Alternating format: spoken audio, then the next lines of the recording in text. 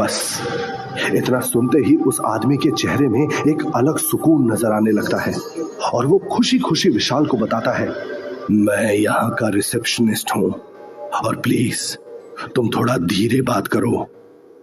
विशाल उस आदमी से पूछता है, अरे तुम मुझे धीरे बोलने को क्यों बोल रहे हो? और यहाँ होटल में भी कोई नजर नहीं आ रहा, ना कोई गेस्ट है और ना कोई स्टाफ। तुम अकेले ही सब कुछ संभालते हो क्या? विशाल की सारी बातों को इग्नोर करते हुए उस आदमी ने विशाल से पूछा, तुम यहाँ नौकरी के लिए आए हो?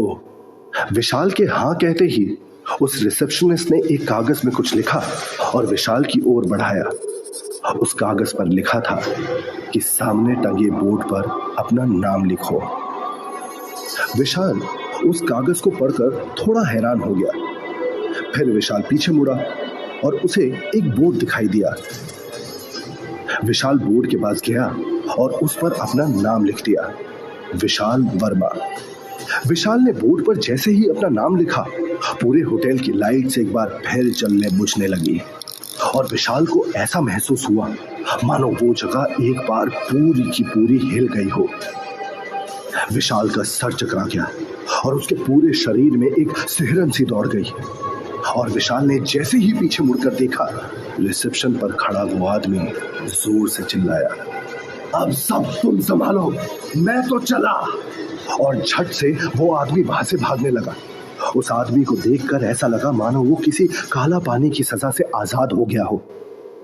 विशाल ने उस आदमी को भागते हुए देखकर पूछा, अरे सुनो, ऐसे कहां भागे जा रहे हो? लेकिन वो आदमी तो ऐसे भागा जैसे उस आदमी ने कुछ सुना ही ना हो।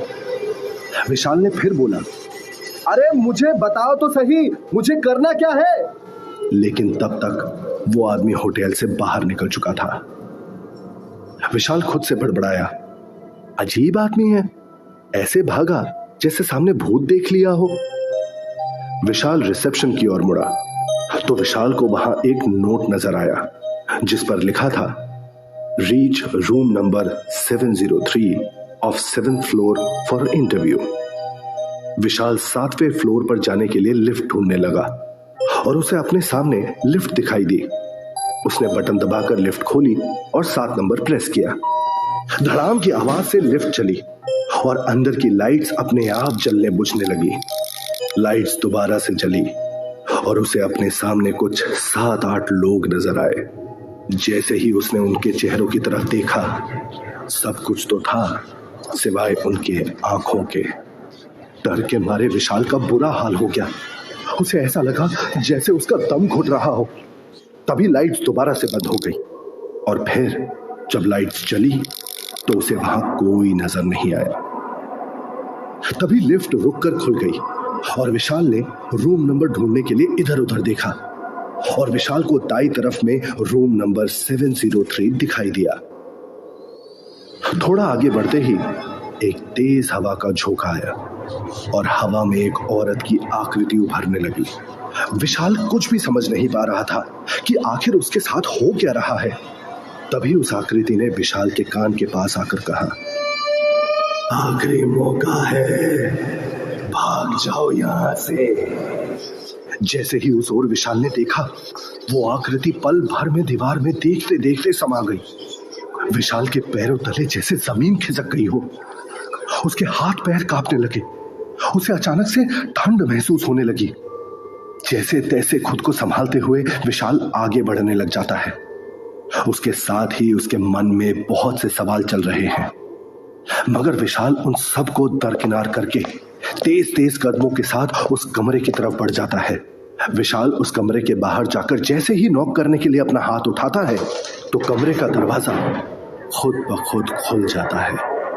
विशाल धीरे से कमरे के अंदर दाखिल होता है। उसे वहां अंदर कमरे में कोई नजर नहीं आता।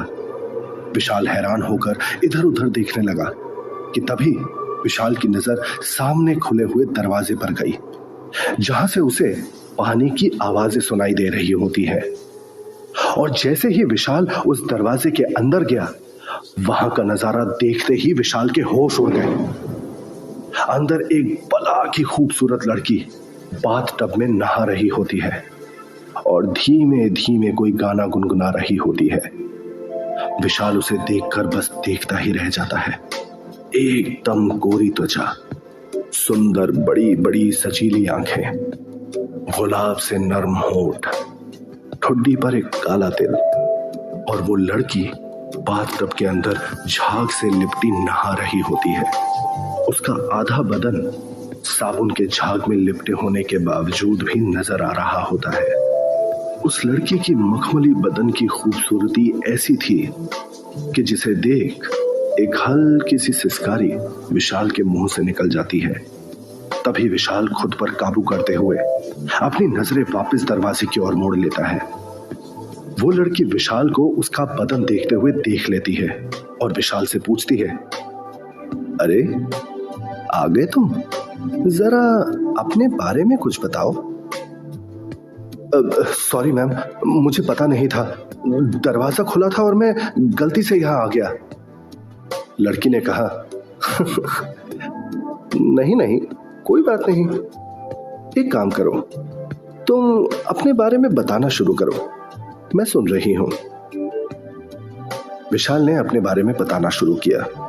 मेरा नाम विशाल वर्मा है, मुझे अपने पापा की दुकान नहीं संभालनी, अपना एक कैफे खोलना है। अभी कॉलेज की 1 साल की पढ़ाई बाकी है, पर मुझे काम करना है। मुझे खुद अपने दम पर कुछ करके खुद को सबके सामने साबित करना है, जिसके लिए मैं कुछ भी कर सकता हूं। विशाल की बातें सुनकर वो खूबसूरत लड़की, जो कि होटल राजमहल की मालकिन होती है, काफी इंप्रेस हो जाती है। तभी वो लड़की अचानक से बाथटब के बाहर बिना कपड़ों के निकल जाती है। विशाल उसे नीचे से ऊपर तक देखने लगता है। उस लड़की का गोरा मखमल सा कोमल बदन, खूबसूरत गोरे पांव, लंबी पतली पतली नाजुक टांगे, सुंदर वृत्ताकार नाभि, बेहद खूबसूरत गोल उभार, पतली लंबी सी गर्दन जिसके बीचों बीच एक तिल होता है जो उसकी खूबसूरती को और बढ़ा रहा होता है। उसके कुछ कहते लब, गालों पर डिंपल और झील सी गहरी आंखें। ये सब देखकर विशाल जैसे पागल सा हो जाता है और उसके बदन में एक आग सी लग जाती है। विशाल की नजर मालकिन के बदन से हट ही नहीं रही होती। एक तरफ उसका दिल उसे उस लड़की से जाकर लिपट जाने को कह रहा होता है और दूसरी तरफ उसका दिमाग उससे दूर देखने को कह रहा होता है। तभी मालकिन अपने बदन को तौलिए से पोंछती हुई, आहें भरती हुई विशाल से पूछती है, Am I beautiful? विशाल, जो कि अपने ख्यालों में उस लड़की से बेहद प्यार कर रहा है, उसके होठों को चूम रहा है, फटाफट कहता है, यस, एक्सट्रीमली ब्यूटीफुल। मालकिन कहती है, धीरे बोलो विशाल, यहां काम करने की बस यही शर्त है कि धीरे बात करनी है, क्योंकि तेज बोलने से गेस्ट्स डिस्टर्ब होते हैं। You are hired. लड़की से बातें करने के दौरान भी विशाल की निगाहें पूरी तरह से उसके बदन पर ही टिकी होती हैं और उस जगह से वापस जाने का उसका मन ही नहीं कर रहा होता है। वहीं विशाल की आंखों में हवस साफ दिखाई दे रही होती है। मालकिन ने कहा, आप जाकर अपना काम करोगे या मुझे ऐसे ही घूरते रहोगे? विशाल ने अपने आप को संभाला और वापस रिसेप्शन की ओर जाने लगा। बाहर जाते हुए विशाल को रोककर मालकिन ने कहा, अच्छा सुनो, टाइमिंग्स 11 से 4 है, पर तुम 3:30 बजे तक घर चले जाना, ठीक है? विशाल ने हाँ में सर हिलाया और ना चाहते हुए भी वहां से चला गया। रिसेप्शन पर आकर विशाल बैठ तो गया था, लेकिन रह रहकर उसे अपनी मालकिन का ख्याल आ रहा होता है। वो उसे अपनी बाहों में भरकर बहुत प्यार करना चाहता है कि तभी उसकी नजर वहां पड़े पुराने से कंप्यूटर पर चली जाती है। वो जैसे ही उस कंप्यूटर को स्टार्ट करता है, कुछ ही देर में उसे कंप्यूटर स्क्रीन पर अचानक से एक वीडियो नजर आने लगता है। वीडियो में उसकी मालकिन बिना कपड़ों के मुस्कुराते हुए एक तरफ देख रही है। तभी उसकी नजर कैमरे पर पड़ती है और अचानक से एक भयानक सा बदसूरत चेहरा कैमरे की स्क्रीन पर उभरता है और कंप्यूटर स्क्रीन अपने आप ही बंद हो जाता है। ये देखकर विशाल शॉक्ड रह जाता है। तभी विशाल की नजर पास में पड़ी एक प्लेट पर पड़ी, जिसे देखकर विशाल बेहद डर गया, क्योंकि उसके सामने एक प्लेट पड़ी थी और उसे लाल रंग के कपड़े से ढका हुआ था।